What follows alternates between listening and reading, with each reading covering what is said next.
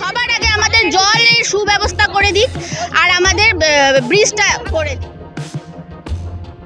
জলে তো দুদিন পর পর পাইপ ভেঙে যাচ্ছে, টেম্পোরারি কাজ চলছে এবং আমরা এই জলের সাথে মোকাবেলা আজকে প্রায় ৩-৪ বছর থেকে আমরা করছি। উপযোগী না, কালকে আমরা টিকটিকি মরা জলের মধ্যে পেয়েছি। প্রতিটা দিন যখন বর্ষা হচ্ছে তখনই আমরা ভয়ে মরে যাচ্ছি। জলের সমস্যা আমরা একদিনে সমাধান করতে পারবো না। सिलीगुड़ी नगर निगम के वार्ड नंबर 34 के ई ब्लॉक के मोड़ बाजार पुल और नदी का निरीक्षण करने के दौरान मेयर गौतम देव को स्थानीय निवासियों के गुस्से का सामना करना पड़ा। स्थानीय लोगों की शिकायत है कि पिछले 1 महीने से यहाँ के निवासी पेयजल की समस्या से जूझ रहे हैं। पुल के अभाव में आवागमन लगभग बंद है। हर साल मानसून के मौसम में सभी के घरों में नदी का पानी भर जाता है, जिससे क्षेत्रवासियों को परेशानियों का सामना करना पड़ता है। इस बीच कुछ दिनों से लगातार बारिश से एक बार फिर इलाके के घरों में पानी घुस गया है, जिसकी सूचना पर रविवार को सिलीगुड़ी के मेयर गौतम देव इलाके के दौरे पर पहुंचे। इस दौरान मेयर परिषद दुलाल दत्त और मानिक दे, स्थानीय पार्षद विमान ताबदार, सिंचाई विभाग और पीएचई विभाग के अधिकारी भी मौजूद थे। निवासियों ने मेयर से मिलकर क्षेत्र की कई समस्याओं के बारे में बातचीत की, साथ ही अपना गुस्सा भी जाहिर किया। সমস্যা হচ্ছে আমাদের বিগত বেশ কিছু মাস ধরে জল নিয়ে সমস্যা, সেটা আমরা জানি সব জায়গায় হচ্ছিল, বাট এখন দেখতো সব জায়গায় মোটামুটি জল দেওয়া চালু হয়ে গেছে, কিন্তু আমাদের এইখানটা পাইপ ভেঙে সেই 1 সপ্তাহের উপরে পড়ে আছে। এর আগেও সেম কন্ডিশন হয়, কিন্তু কেউ দেখতেও আসে না যে জল কেন আসছে না। ই ব্লকটা সম্পূর্ণভাবে অবহেলিত হয়ে আছে। এখানে জলের সমস্যা প্লাস ব্রিজ নেই, আমাদের ব্রিজ ভেঙে দেওয়া হয়েছে। বর্ষার আগে কেন ভাঙলো ব্রিজটা, কথা হচ্ছে সেটা জানেই যখন এখন বর্ষার দিন এখন কাজ হবে না, তাহলে সেটা পরেই ভাঙতো, অ্যাটলিস্ট আমরা জলটা পেতাম, সেটাও নেই। এবার যাতায়াতের অবস্থা, বাচ্চারা যেতে পারছে না স্কুলে, ওখানকার যারা আছে মানে ব্যবসায়ীরা তারাও পুরোপুরি হয়ে গেছে যে ওদের ব্যবসা চলছে না, এখানে এদিককার মানুষ ওদিকে যেতে পারছে না, যাতায়াতের সমস্যা প্লাস রাস্তাঘাট। কিন্তু এখন আমাদের মেন যেটা সমস্যা আমাদের জল, সবার আগে আমাদের জলের সুব্যবস্থা করে দিক আর আমাদের ব্রিজটা করে দিক।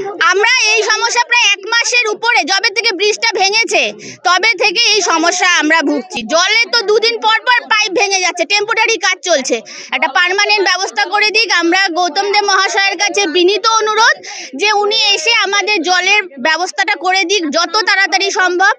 আর যে কর্পোরেশন বলা হচ্ছে, কর্পোরেশন থেকে আমরা জল দিচ্ছি, কিন্তু ওই জল খাওয়ার উপযোগী না, কালকে আমরা টিকটিকি মরা জলের মধ্যে পেয়েছি, সেটা আমার অনেকেই দেখেছে। তো সেই জল আমরা কি করে খাবো?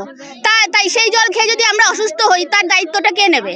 তাই যত তাড়াতাড়ি সম্ভব আমাদের জল এই ই ব্লকটা অ্যাটলিস্ট একটু দেখুক, দেখে এখানকার যা যা সমস্যা আছে একটু সুব্যবস্থা করে দিক। আমাদের জলের সমস্যা প্লাস আমাদের যে রাস্তাঘাটের অবস্থা খুবই খারাপ, শোচনীয় রয়েছে। আমরা চাই মাননীয় গৌতম দেব বাবুর কাছে যে আমাদের যে জলের পাইপটা আছে একদম পার্মানেন্টলি করে যেন উনি উঁচু করে তৈরি করে, জলটার জন্য সমস্যা না হয়।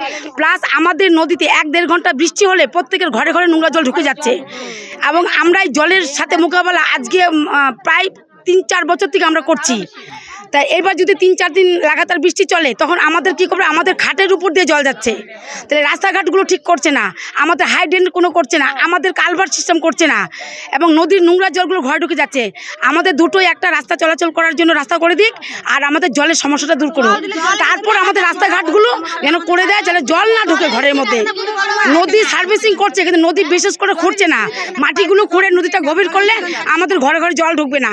আমরা মাননীয় কাউন্সিলর মশাইয়ের কাছে এবং মাননীয় গৌতম দেববাবুর কাছে এইটুকুই অনুরোধ যেন আমাদের এই সমস্যাগুলো দূর করুক। ওনারা কাজ করছেন, আমরা জানি ওনারা ভালো কাজ করছেন, এর থেকেও ভালো কাজ করুক আমরা আরও চাই। তবে আমরা সবাই প্রার্থী, আমরা চাই আমাদের কাউন্সিলর বাবু আরও উন্নত করুক। পাইপ ভেঙে যাবে, তাহলে কিভাবে পাইপ তৈরি করে দিচ্ছে এরা? প্রতিটা বছরে আমরা জল পাই না, এরকম বর্ষা আসলে পরে জলের সমস্যা হয়ে যায় আমাদের। একদম 5 দিন 6 দিন ধরে জল নিতে পারছি না আমরা। কোথা থেকে এত ধোয়া কাঁচা রান্না বান্না কোথা থেকে করবো এত জল নিয়ে? এনি টাইম জলের সমস্যা থাকে আমাদের সব সময়। আমাদের সংসারে কত জল লাগে, রাস্তায় কল লাগে, কিছুতে আমরা জল যে জল আসছে সব জলগুলো নোংরা, ওই জল খাওয়া যাচ্ছে না। কোথা থেকে খাবো আমরা? খাবার জল কোথায় পাবো? আর প্রতিটা বছর দেখেন এরকম হয়, প্রচন্ড জল। আর নদীতে তো জল যখন জমে সম্পূর্ণ ঘরের মধ্যে চলে আসে। এতটা উঁচু কষ্ট করে ঘর বানালাম, তারপরেও ঘরের মধ্যে জল ঢুকে যাচ্ছে, তাহলে আমরা কিভাবে বাঁচবো? প্রতিটা দিন যখন বর্ষা হচ্ছে তখনই আমরা ভয়ে মরে যাচ্ছি, এই বোধহয় ঘরে জল ঢুকবে, এই বোধহয় ঘুমাতে পারবো না, এই বোধহয় জিনিসপত্র নষ্ট হয়ে যাবে, কি করে বাঁচবো আমরা? জলের লাইন তো 3 বছর ধরে আমাদের জলই ঢোকে না ভালো মতন, কিছুতেই জল ঢুকতেছে না। এইভাবে সমস্যা করলে কেমন করে হবে? রাস্তার মধ্যে কল লাগানো। वहीं मेयर गौतम देव ने कहा कि सिलीगुड़ी नगर निगम के वार्ड नंबर 34 के ई ब्लॉक में पार्ट 1 और पार्ट 2 को जोड़ने वाला पक्का पुल पूजा से पहले बन जाएगा। फिलहाल अस्थायी पुल बनाया जाएगा। वहीं उन्होंने कहा कि क्षेत्र में पेयजल की कुछ समस्या है, चापाकल बैठाकर, कुआं बनाकर और पानी की टैंकी भेजकर इस समस्या का समाधान किया जा रहा है।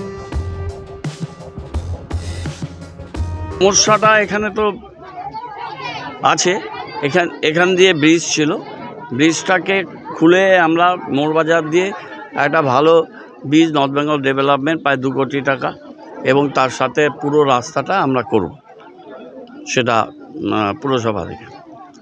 এবার এই বৃষ্টিতে আমাদের যে প্যারালাল ব্রিজটা করা হয়েছিল সেই প্যারালাল ব্রিজটা উড়ে গেছে এবং ওখান দিয়ে জলটাও যাওয়ার ক্ষেত্রে প্রবলেম হচ্ছে, পানীয় জল, সেটা ওরা অ্যালাইনমেন্টটাকে উঁচু করে যাতে আপার স্ট্রিমে নদী পরিষ্কার করা হচ্ছে, যে কলা গাছ অমুক তমুক ভেসে আসছে সেগুলো যাতে বাধাপ্রাপ্ত না হয় সেজন্য উঁচু করে পাইপলাইনটা করে জলটা ওরা যুক্ত করছে।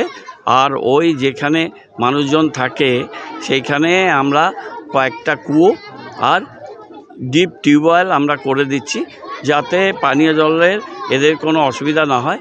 2টো ট্যাঙ্ক আমরা অলরেডি দিয়েছি, সেই 2টো ট্যাঙ্কে জল যাবে। আমরা টিউবওয়েল আর কুয়ো করার সিদ্ধান্ত কালকে অলরেডি নিয়েছি এবং এছাড়াও আমরা পাইপের মাধ্যমে জল দেওয়ার ব্যবস্থা করছি। আর এই জায়গাতে আমরা জয়েস ব্রিজ দিয়ে, আমি এখনই সুপারিনটেন্ডেন্ট ইঞ্জিনিয়ারের সাথে কথা বলে একটা জয়েস ব্রিজ আমরা 2টো টেম্পোরারি সাঁকো করেছিলাম পুরসভা থেকে, কিন্তু বৃষ্টিতে উড়ে গেছে। এটা জয়েস ব্রিজ দিয়ে আমরা এই ব্রিজটাকে যাতায়াতের জন্য করব। আর কাজটা আমি এনবিডিডিকে বলেছি যে আগস্টের এন্ডে ক্যাম্প মোবিলাইজেশন করে সেপ্টেম্বরে যদি ওয়েদার ফোরকাস্ট ঠিক থাকে, জলের নব্যতা কমে এবং ওয়ার্কেবল কন্ডিশন সাইট থাকে, তাহলে সেপ্টেম্বরে ফার্স্ট উইকে কাজটা আবার রিস্টার্ট করতে, নাহলে সেপ্টেম্বরে মাঝামাঝি। জলের সমস্যা আমরা একদিনে সমাধান করতে পারবো না। হ্যাঁ, জলের আমরা 23টা ট্যাঙ্ক চলছে, আর যে পরিমাণ জল তিস্তায় যে পরিমাণ বন্যা হয়েছে, ফ্লাড হয়েছে, তার জন্য যে ফরেন আর্টিকেলসগুলো ধুয়ে যাচ্ছে এবং এখনও অনেক ধস নেমেছে, সেই মাঠগুলো জলের মধ্যে মিশে আছে, সেটাকে ক্লিয়ার করা। 2টো যে যন্ত্র সেটা 75 লক্ষ টাকা লাগবে। আমরা এএফএস দিয়েছি পিএইচিকে, টাকাও আমরা পিএইচিকে রেডি করে দিয়েছি, তারা এজেন্সিকে দিয়ে সেই 2টো মেশিনকে ঠিক করবে পর্যায়ক্রমে। একটা মেশিন ঠিক করতে 1 মাস থেকে 1.5 মাস লাগবে। এগুলো দীর্ঘদিন 30-40 বছর ধরে এগুলোর দিকে কেউ নজর দেয়নি। তো এই কাজগুলো আমরা ওখানে করছি। এখন জলের সমস্যা না, এখন জল হচ্ছে বন্যায় প্রথম দিকে ফ্লাড লাইক সিচুয়েশানে ঘোলা জল আসছে, কিন্তু আর 5-7 দিনের পরে ঘোলার পরিমাণটা কমবে। সেডিমেন্টেশনটা হচ্ছে ওয়েলে, সেই জন্য সেটাকে পোকল্যান্ড দিয়ে যখন পরিষ্কার করা সম্ভব পোকল্যান্ড দিয়ে পরিষ্কার করছে। যখন পোকল্যান্ড দিয়ে পরিষ্কার করা সম্ভব নয় তখন ম্যানুয়ালি এই পলিগুলোকে সরিয়ে কাজ করছে। খুবই হার্ড ওয়ার্ক করে পিএইচিকে টোটাল শিলিগুড়িতে জল সরবরাহ করতে হচ্ছে। আর এটা তো আরেকটা স্পেশাল প্রবলেম, এর সাথে এই প্রবলেমটাও আছে। সারা শিলিগুড়ি, বৃহত্তর শিলিগুড়িতে আমরা জল সরবরাহ করছি। 21 আর পিএইচের 2টো 23টা ট্যাঙ্ক, এবং বলেছি 2000 লিটার যে ট্যাঙ্কগুলো আছে প্রয়োজনে ছোটো গাড়ি দিয়ে ওই ট্যাঙ্কগুলোকে রোটেট করাবো।